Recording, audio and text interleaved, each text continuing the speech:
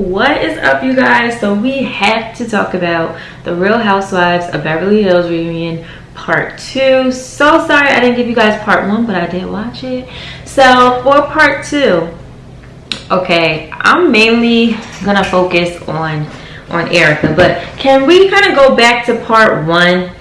Tell me what you guys thought about the whole exchange between Rinna and Garcelle. Did you guys really believe that Rinna was genuine when she apologized to Garcelle about them just like burying it, making up after Garcelle kind of exposed that she was told that Rinna didn't really want to talk about the whole race thing on the show? You know, because I felt like Rinna was coming in heavy for Garcelle. Like, she was just very angry at her and she wanted to attack her, and I feel like she had to and Erika Jayne in her, like, backing her up, because it was just those three ready to go towards Garcelle. And I didn't like the mean girl gang up. I really didn't. And Kyle's just sitting over there as a quiet little mouse this whole freaking reunion, if you guys haven't noticed. And she be the main one, like, spreading the rumors and stuff. So, like, tell me what you guys thought about that. Because I definitely think Kyle was probably the one that told Garcelle that Rinna doesn't want to talk about the race stuff. So I think that Kyle, we're starting to see that Kyle does spread some things and she may hide her hands. So whatever. But anyway, we're going to talk about Erika, okay? Because all the other stuff, I mean, whatever, you know? So they were talking about, Andy was really asking a lot of questions to Erika, and a lot about the victims and the money and Tom, okay? Because we got a little smidgen of it in part 1, but he gave us more in part 2, and I feel like they're going to keep going at her in each part. So basically, the biggest thing that came out of it for me was that it was a huge shocker that Erika said that the money that she earns on the show, she gave it all to Tom. So I would have never guessed that she would have given all of her earnings from Real Housewives of Beverly Hills for the years that she's been on the show to Tom. Why is that?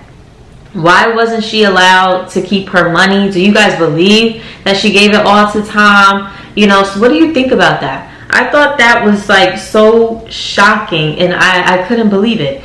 You know, because even though, like, clearly when she married Tom, he had money and he took care of her, that's believable that, you know, him taking care of her with his money, but, like, she's the star on the show and the check is being written out, I'm assuming, in her name. So why is she depositing it and then giving it to Tom? Like, I mean, I don't know what kind of husband he was. It just seems weird. And I don't think any of the other ladies had that experience, because none of them backed her up and said that, hey, I do the same thing. Like, you know, I just thought that was very, very weird. When he asked her, you know, so when you found out about him cheating, I think she said she found out about 3 women or whatever, you know, like, why didn't you just leave him? Because she told Tom to divorce her, and, you know, I guess he didn't want to leave her, and it's just like, okay, so why didn't you leave him? And she responds and says, like, well, where am I going to go? You know what I mean? I understand that to an extent, because if you're dating this rich man, you know, and he's taking care of you, you kind of feel like, where am I going to go? Like, who am I going to call for a place to stay? And if you have no access to the money, you know, and if you feel like you get a divorce and you're going to wind up with nothing because he's this big top shot lawyer, then I guess you probably do feel trapped. So I kind of understood that or whatever, but I just don't understand how she had no access to the money that she earns in her own name. So that I didn't understand, you know, and I don't think Andy really understood it either, because he's like, I know how much you make on this show, you know? So yeah, I mean, and he asked her a good question about, you know, like, throughout the seasons on the show, you portrayed your marriage to be like this perfect marriage. Everything's great. And now, since all this legal stuff is going on, now you're portraying him to be a cheater, angry, and all of this stuff. and he has personality changes. He can't really care for himself. And she said, you know, he's in a memory care home right now. And then they kind of, you know, flash back to the time when the ladies met Tom and he was telling stories and all that. And then Rena stood up for her with the whole like signs of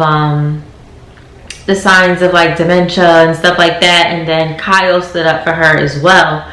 So apparently there was another lady around who said he kind of shows signs, you know, or whatever, and he talks in loops or whatever, and he always just talks about stories but doesn't remember people's names and blah blah blah. You know, now Tom doesn't look his greatest right now. They did do a flashback to like how he looks with his eye like that, and you know how he's aging and stuff like that. He doesn't look the best right now.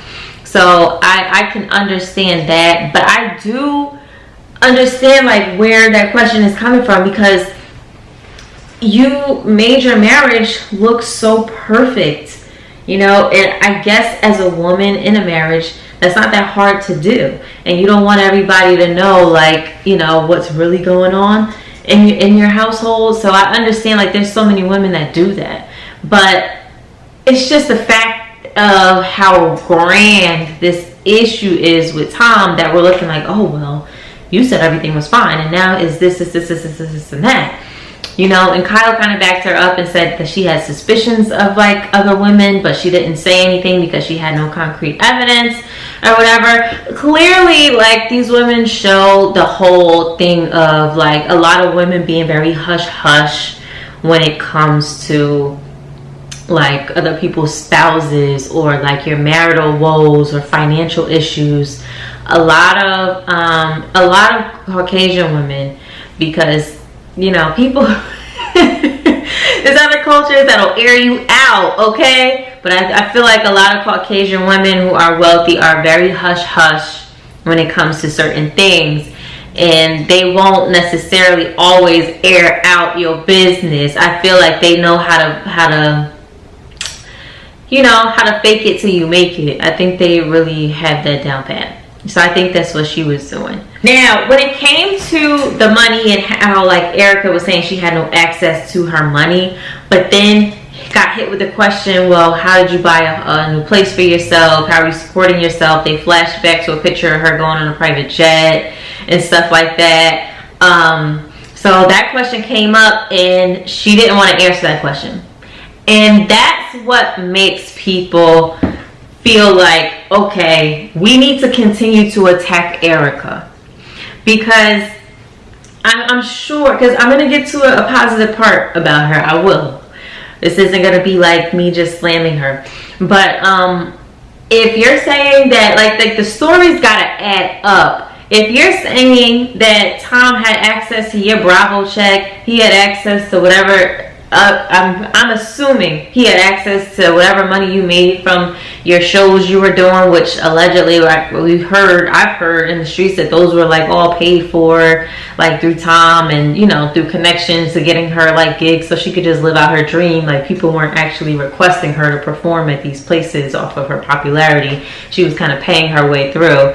But whatever money you made, like you gave to Tom, it seems like. How were you then able to like buy some place for you to live and furniture and kind of restart your life? Now, I'm not mad that she was able to do that. You know, I'm glad she was able to get on her feet. She had to adjust her lifestyle tremendously, but I'm glad she has a place to live and a means for herself. But there's that question, how? Like, if you have no access to the money, you have no money, like now you can't even use the fact that you have Bravo money. But, and I think she may not want us to know, like, I feel like the reason why it was said that her Bravo money was given to Tom, it helps her story in this whole thing. I don't know if I necessarily, like I don't know if that is a statement that was made to help her in this whole legal case, or if it was really true. You know what I mean? I mean, I'm sure she probably did give it to Tom, but what was the true meaning behind doing that? You know, because it makes sense. How are you able to support yourself if you are getting Bravo checks, but you're not cashing them yourself? You know, are you dating somebody else and they're like, you know, helping you? Because that's fine if you found a new man, because, you know, he did ask her, was she faithful to Tom? And she said, well, she kind of hesitated and said, well, yeah, I was faithful up until we got divorced, until we filed for divorce. So she may have a new boo, was able to put her in a new house and get her together, okay? And that's totally fine. But it just makes her look bad. Like, it just makes her look bad. So, yeah, I mean, basically, Erika feels like the finger is pointed her way a lot for what Tom did. And I have to give her that, because this is Tom. Tom was the lawyer. That was his law firm. Those were the cases he took on. You know what I'm saying? So it's not like Erika was it's not like Erika was his partner in the law firm at all the court dates and figuring out how to win the case and all of that stuff, and saying, okay, here's what we're gonna do. Like, you know, she's just married to the guy, and then we find out that he transferred $20 million into her business account, into her business, you know. So it's kind of like and they brought up on the show, some married women don't know what their husbands do behind closed doors, but you get attached to it anyway. So some of the girls said, you know, like something that said she found out that she had owned some homes that she didn't know about, or no, she had owned a team or something that she had ownership in that she had no idea about from her ex-husband. And they said that some wives find out that they own multiple homes and they don't know. So I have to give her that, because I don't think Erika flat out knew what the heck Tom was doing when it came to them cases all those years ago. I don't think that she was the mastermind or the assistant to the mastermind. I don't. That law firm, everybody in that law firm needs to get more fingers pointed towards. But I think since she still chose to be on TV and she is married to him, she is going to go down with him till death do us part, honey. You know, so unfortunately, all of the negative things your spouse does or is involved in, the wife gets attached to it and has to deal with it, and it becomes like your issue as well. As it is as if, and I think Erika feels that she was the lawyer and she committed the crimes and she did it single-handedly. Like, I feel like that's how she feels, and I feel like that's how she thinks people are treating her. Like, she did everything single-handedly and she was the lawyer in this whole situation, and she was not. So, you know, she basically was just saying she's fighting to survive this because she's 50 or 51, and Tom is, you know, kind of like on his last little stretch of life. He kind of had, you know, a long life or whatever, and he's aging now, and he's in a memory care facility, you know, and she's still got a couple more years left in her, you know, God willing. So she wants to fight this out and, you know, come out on the other side of this. And that was the only like teary part where I felt like she was genuine. Because like when she was crying on the show and the runny like makeup and stuff, that looked fake. But when she got a little teary-eyed and talked about how she's fighting, you know, I really felt her on that. I really, really felt her on that. But tell me what you guys thought about this reunion, and I will see you next time. Bye.